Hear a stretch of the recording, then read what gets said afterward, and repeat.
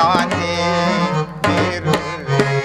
ಕಂಡು ಕಾಣದ ಕಾಂತಿ ಮೋಕ್ಷದ ಶಾಂತಿ ಬೀರುವೆ.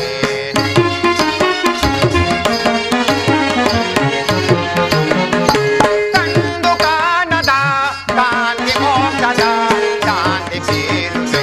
ಸುಶಂಕರಿಯ ಸುರ ವಿಜಯದ ರಾಜೀಪ ಗೌರಿ ಬಾಸುರೆ ಚೌರಿ ಸೋದರಿ. ರಾಜೀಪ ಗೌರಿ ಬಾಸುರೆ ಚೌರಿ ಸೋದರಿ ಚೌರಿ ಸೋದರಿ ಚೌರಿ ಸೋದರಿ. ಶಾಂಭವಿ ಸಪ್ತಾಸನ ಚೆಲ್ಲುವಾದ ಕಿರಣಗಳಂತೆ ಚಲಿಸಿ ಬರುತ್ತಿರುವ ಆ ಪ್ರಕಾಶವು ಓರ್ವ ಭಕ್ತನ ಬರುವಿಕೆಯನ್ನು ತೋರುತ್ತದೆ. ಪರಮೇಶ್ವರ, ಬೆಂಗದರನಾಗಿದ್ದರೆ ಬೆನ್ನಟ್ಟಿ ಬರುತ್ತಿತ್ತು ಬಿಸಿಲು, ಋಂಗದರನಾಗಿದ್ದರೆ ಚೆಲ್ಲುತ್ತಿತ್ತು ಬೆಳದಿಂಗಳು. ಅವನಿಲ್ಲದಿದ್ದೊಡೆ ಅವನೇ ನನ್ನ ಸಹೋದರನಾದ ಶೌರಿಯು.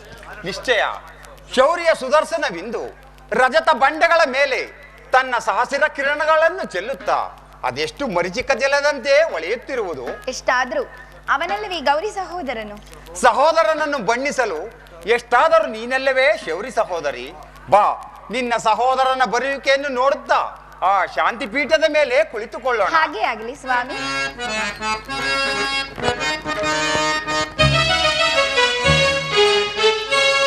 ಮಹಾದೇವನ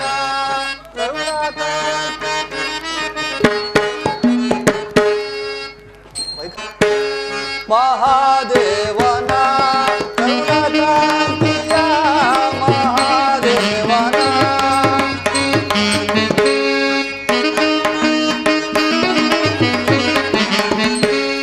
ಮಹಾದೇವನ ಕರುಣಾಕಾಂತಿಯ ಮಹಾದೇವನ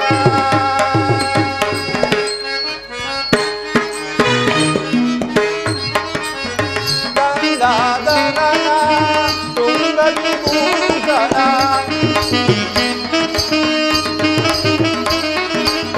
ಗಂಗಾಧರನ ತುಂಗವಿಭೂಷಣ ತುಂಗಾವಲಿಯ ಸೊಬಗಿನ ಸಿರಿಯ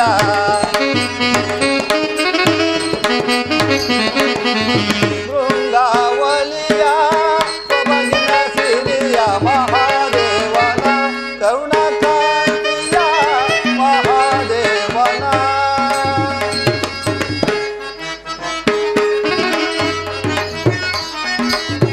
ಅಂಗಜಹರನ ಜಂಗಮರೂಪನ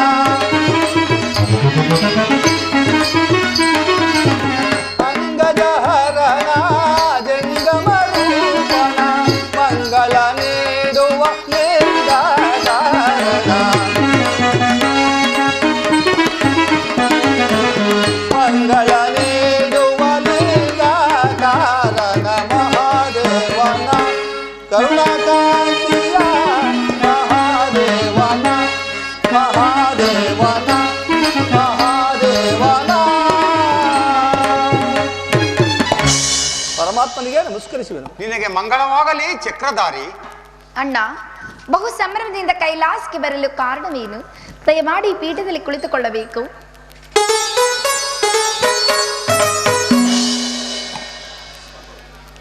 ಸಹೋದರಿ, ಕಗ್ಗಲದ ಕಠಿಣವಾದ ಕಲ್ಲನ್ನು ಪೀಠವೆಂದೂ ಕುಳ್ಳರಿಸಿವೆಯಾ? ನಾನೇನು ಮಾಡಲಿ ಅಣ್ಣ, ನೀನಾದರೂ ಲಕ್ಷ್ಮೀಪತಿ, ಸದಾ ಕಾಲ ಸಿರಿ ಸಂಪತ್ತನ್ನು ಅನುಭವಿಸುತ್ತಾ ನಿನ್ನ ಮನೆಯಲ್ಲಿ ನೀನು ಸುಖಿಯಾಗಿರುವೆ. ನನ್ನ ಪತಿಯಾದರೂ ನನ್ನನ್ನು ಈ ಗುಹೆಯಲ್ಲಿ ಇರಿಸಿ ತನ್ನ ಮನ ಬಂದಂತೆ ಭಕ್ತರನ್ನು ಹುಡುಕುವ ಕಾರ್ಯದಲ್ಲಿ ನಿರತರಾಗಿರುವರಲ್ಲವೇನು? ಹೇಳು ಸತಿ, ಹೇಳು. ಇನ್ನೇನು ಹೇಳಬೇಕೆಂದಿರುವೆ ಅದನ್ನೆಲ್ಲ ಹೇಳಿಬಿಡು. ಎಷ್ಟಾದರೂ ಅಣ್ಣ ತಂಗಿಯರ ಬಾಂಧವ್ಯವೇ ಬಾಂಧವ್ಯ. ಹಾಗಲ್ಲ ಸ್ವಾಮಿ, ಒಡ ಹುಟ್ಟಿದವರ ಬಾಂಧವ್ಯವು ಒಂದು ರಕ್ತ ಸಂಬಂಧ ತುಂಬಿರುವುದು. ಒಂದು ಸಿರಿ ರಕ್ತವು ಎರಡು ದೇಹದಲ್ಲಿ ಸಂಚರಿಸುವಾಗ ಅದನ್ನು ವರ್ಣಿಸಬೇಕೆ ಪರಮಾತ್ಮ? ಹಾಗಲ್ಲ ಸತಿ, ತಂದೆಯ ಮನೆಯು ಸಿರಿ ಸಂಪತ್ತುಗಳಿಂದ ಕೂಡಿ ಮೆರೆಯುತ್ತಿದ್ದರೆ ಸ್ತ್ರೀಯರು ತಾವು ಲಗ್ನವಾದ ಮನೆಯನ್ನು ಅತಿಗೆಳೆಯುವರು. ಅಣ್ಣ ತಮ್ಮಿಂದರು ಕಂಡರೆ ಅರ್ಧಪ್ರಾಯ, ಅಪ್ಪ ಅಮ್ಮಂದರನ್ನು ಕಂಡರೆ ಪೂರ್ತಪ್ರಾಯ, ತಂದೆಯ ಮನೆಗೆ ಹೋಗುವುದೆಂದರೆ ಪುರುಷಪ್ರಾಯ.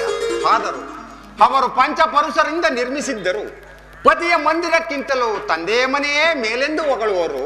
ಅದೊಂದು ಸ್ತ್ರೀಯರ ನೈಜ ಭಾವದ ತಂದೆ ಮನೆ ಸೌಭಾಗ್ಯವಲ್ಲವೇನು? ಯಾವ ಭಾಗ್ಯವಾದರೂ ನಿನ್ನ ಭಾಗ್ಯವೇ ಭಾಗ್ಯ. ಮಂಗಳಕರನಾದ ಪರಶುವನ್ನು ಕೈ ಹಿಡಿದ ನೀನೆಲ್ಲವೇ ನಿತ್ಯ ಸುಮಂಗಲಿ. ಕೇಳಿದೆ ಸತಿ ನಿನ್ನ ಸಹೋದರನ ಮಾತನ್ನು. ನನ್ನ ಮಾತು ನನ್ನ ಭಾಗ್ಯ, ನಮ್ಮಿರುವರ ಬಾಂಧವೇನು ಭೂತೇಶ. ಮನೆ ಮನೆ, ನಿನ್ನ ನೋಟವೇ ನೋಟ.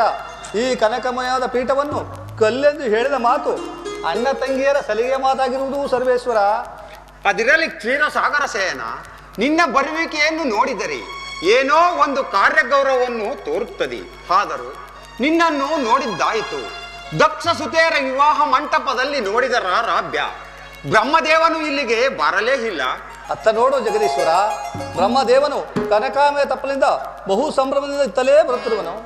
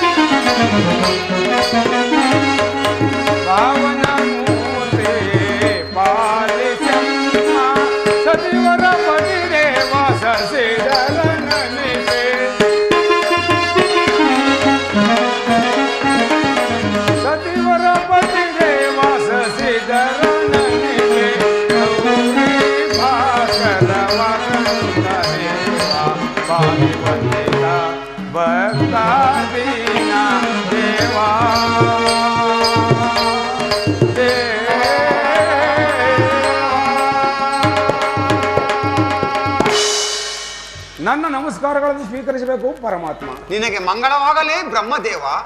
ಬ್ರಹ್ಮದೇವನ ದರ್ಶನವು ಅಪೂರ್ವವಾಯಿತು. ಬ್ರಹ್ಮದೇವ, ದಯಮಾಡಿ ಪೀಠದಲ್ಲಿ ಕುಳಿತುಕೊಳ್ಳಿ. ಆಗಬಹುದು ತಾಯಿ. ಸತ್ಯಲೋಕದಲ್ಲಿ ಸರ್ವರು ಕ್ಷೇಮದಿಂದ ಇರುವರೇನು? ನಿಮ್ಮ ಆಶೀರ್ವಾದವು ನಮ್ಮ ಕಾರ್ಯದಲ್ಲಿ ಸತ್ಯ ಲೋಕದಲ್ಲಿ ಕ್ಷೇಮವಲ್ಲದೆ ಮತ್ತೇನು ಶಕ್ತಿ.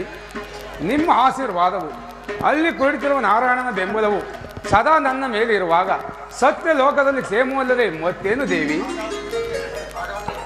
ಹಾಗಾದರೆ ನಿಮಗೆ ನಮ್ಮಿಂದಾಗಬೇಕಾದ ಕರ್ತವ್ಯವೇನು? ದೇವ ಸುರ ಭೂಮಿಯಲ್ಲಿ ದೇವತೆಗಳು ಒಡೆಯನಿಲ್ಲದ ವಸ್ತುವಿನಂತೆ ಕಂಗಾಲಾಗಿ ಕದಿಸುತ್ತಿರುವರು. ದೇವ, ಬ್ರಹ್ಮದೇವನ ಮಾತು ನಿಶ್ಚಯ. ದೇವತೆಗಳು ದೇವಭೂಮಿಯಲ್ಲಿ ಒಂದು ನಿಶ್ಚಲವಾದ ಶಿವಧರ್ಮವನ್ನು ಪ್ರತಿಷ್ಠೆ ಮಾಡಬೇಕೆಂದಿರುವರು. ಆದ್ದರಿಂದ ಅವರಿಗೆ ನಿನ್ನ ಕರುಣಾಮೃತವು ಬೇಕಾಗಿರುವುದು. ಕೇಳಿದೆ ಸತಿ, ಭಕ್ತರ ಭಿನ್ನಹವನ್ನು. ದೇನ್ ನನಗೆ ಹೊಸದಲ್ಲ ಸ್ವಾಮಿ. ಬಹುದಿನದಿಂದ ನರಳುತ್ತಿದ್ದ ರೋಗಿಯು ಸಂಜೀವಿನಿಯನ್ನು ಹುಡುಕುತ್ತಾ ಹೋದಾಗ ಮುಂಗಾಲಿಗೆ ಸಂಜೀವಿನಿ ಸಿಕ್ಕಿ ಎಡವಿದಂತಾಯ್ತಲ್ಲವೇನು? ಹಾಗಲ್ಲ ದೇವಿ, ಭಕ್ತರು ಅಮೃತ ದೇಹಿಗಳು. ಅವರಿಗೆ ಭವಬಂಧವಿಲ್ಲ. ಇಹದಲ್ಲಿ ಪರದಲ್ಲಿ ಕೈಲಾಸದಲ್ಲಿ ಆ ಭಕ್ತಿಯನ್ನರಿತವನೇ ಭಾಗ್ಯವಂತನು. ಅವರು ನಿನಗಿಂತಲೂ ನನಗೆ ಕರಹಿತರಾಗಿದ್ದಾರೆ. ನನಗಿಂತಲೂ ಭಕ್ತರೇ ಕರಹಿತರಾದ ಮೇಲೆ ನನ್ನನ್ನೇಕೆ ವಿವಾಹ ಮಾಡಿಕೊಂಡಿರಿ? ಜಲದ ಮೇಲಿರುವ ತಾವರೆಯಂತೆ ನಿನ್ನನ್ನು ವಿವಾಹ ಮಾಡಿಕೊಂಡೆನು ಆದಿಶಕ್ತಿ. ಭಕ್ತರಾದ ಶರಣಸತಿ ಲಿಂಗಪತಿ ಎಂಬ ವೇದಘೋಷವನ್ನು. ಧನ್ಯಳಾದನ ದೇವ. ಹೌದು, ಅದಕ್ಕಾಗಿ ದೇವತೆಗಳು ಶರವಣ ತೀರದಲ್ಲಿ ಶಿವಸತ್ರ ಪೂಜೆಯನ್ನು ಮಾಡಲು ನೆಲೆಸಿರುವರು. ಅಲ್ಲಿಗೆ ತಾವು ದಯಮಾಡಿಸಿ ನಮ್ಮ ಅಗ್ರ ಪೂಜೆಯನ್ನು ಕೈಗೊಳ್ಳಬೇಕೆಂದು ಬೇಡಿಕೊಳ್ಳುವೆನು. ಪರಮೇಶ್ವರ, ತಳು ಮಾಡದೆ ಪಟ್ಟಕ್ಕೆ ದಯ ಮಾಡಬೇಕೆಂದು ಬೇಡುವೆನು. ಆಗಬಹುದು.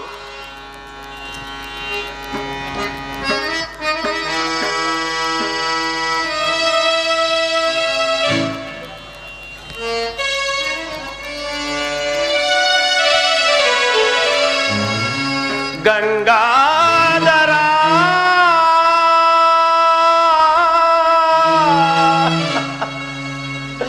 ಕರುಣಾ ಸಾಗರ ರಕ್ಷಿಸೋ ರಕ್ಷಿಸೋ ಗೌರಿ.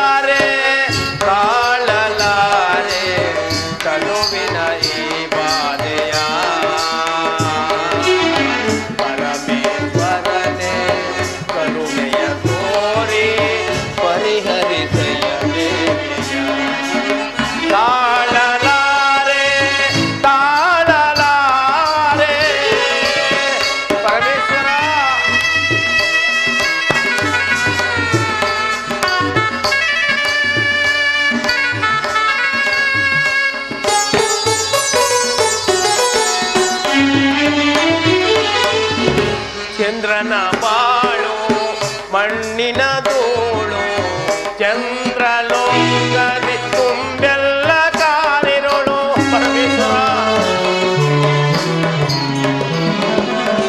ಚಂದ್ರನ ಬಾಳು ಮಣ್ಣಿನ ಧೂಳು ಚಂದ್ರಲೋಕದಿ ತುಂಬೆಲ್ಲ ಕಾಲಿರೋಳು ತನ್ನಿ ಕೋವಿಗೆ ಕೊನೆಯಂಗೋ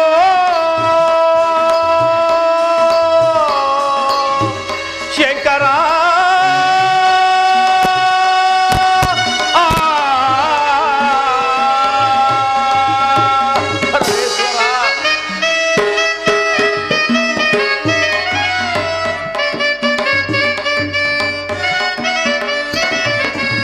ತನ್ನಿ ನೋವಿಗೆ ಕೊನೆಯಂದೋ ತಿಳಿಯದೆ ನಿನಗೆ ಏ ದಿನ ಬಂದು ತಿಳಿಯದೆ ನಿನಗೆ ಏ ದಿನ ಬಂದು ತಾಳಲಾರೆ ತಾಳಲಾರೆ ಕರುವಿನ ಈ ಬಾಧೆಯ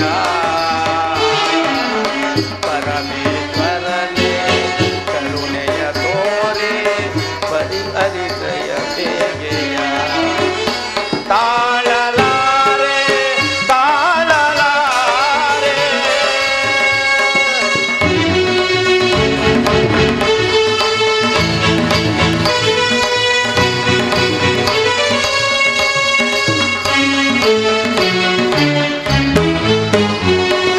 ನಿನ್ನ ನಂಬಿದೆನು ನಿನ್ನ ಬಂದಿದೆನು ನೀನೆ ಗತಿ ನಮಗೆ ತಂದೆಯೇ ಮರಳಿ ನೀಡನಗೆ ಸೋಡ ಸಾಧ್ಯದ ಸಚ್ಚಿದಾನಂದ ಮೂರ್ತಿಯೇ ನಿನ್ನ ಆಜ್ಞೆಯನ್ನು ಮೀರಿ ಏನವುದು ಕೇಳಯ್ಯ ಜಗದಾದಿಯೇ ಕೇಳಯ್ಯ ಜಗದಾದಿಯೇ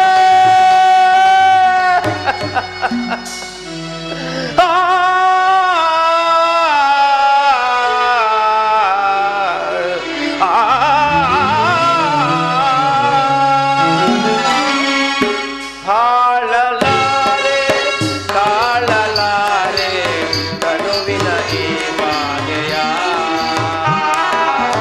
ಪರಮೇಶ್ವರನೇ ಕರುಣೆಯ ತೋರೆ ಪರಿಹರಿಸಯ ಬೇಗೆಯ ತಾಳಲಾರೆ ತಾಳಲಾರೆ ಗಂಗಾಧರ ಜಗದೀಶ್ವರ ಈ ಕಳಹೀನನಾದ ದೀನಚೇತನವನ್ನು ಕಾಪಾಡಬೇಕೆಂದು ಬೇಡಿಕೊಳ್ಳುವೆನು ಸ್ವಾಮಿ. ಶಾಂತನಾಗು ಚಂದ್ರಮ. ಎಲ್ಲಿಂದ ಬಂತು ನನಗೆ ಶಾಂತಿ ಸ್ವಾಮಿ? ಕೈಲಾಸದಲ್ಲಿ ಶಾಂತಿ ಇಲ್ಲವೇ ಚಂದ್ರಮ್ಮ? ಈಗಲೀಗ ಶಾಂತವಾಯಿತು. ಕಮ್ಮಾರನ ಕಬ್ಬಿಣದ ಜ್ವಾಲೆಯಂತೆ ಉರಿಯುತ್ತಿದ್ದ ನನ್ನ ನೇತ್ರಾಗ್ನಿಯು ಪರಮೇಶ್ವರನ ದರ್ಶನದಿಂದ ಶಾಂತವಾಯಿತು. ಚಂದ್ರಮ, ನಿನಗಾಯಿತೇಕೆ ಪರಿಭವ? ಯಾರಿಂದ ಹೀಗಾಯಿತು? ಅದೊಂದು ತಾನಾಗಿ ಸಂಭವಿಸಿದ ದಕ್ಷ ಬ್ರಹ್ಮನ ಶಾಪ. ದಯಮಾಡಿ ಪರಿಹರಿಸಬೇಕೆಂದು ಬೇಡಿಕೊಳ್ಳುವೆನು ಸ್ವಾಮಿ. ಭಯಪಡಬೇಡ ರಜನಿಪತಿ, ನಿನ್ನನ್ನು ಧರಿಸುವೆ.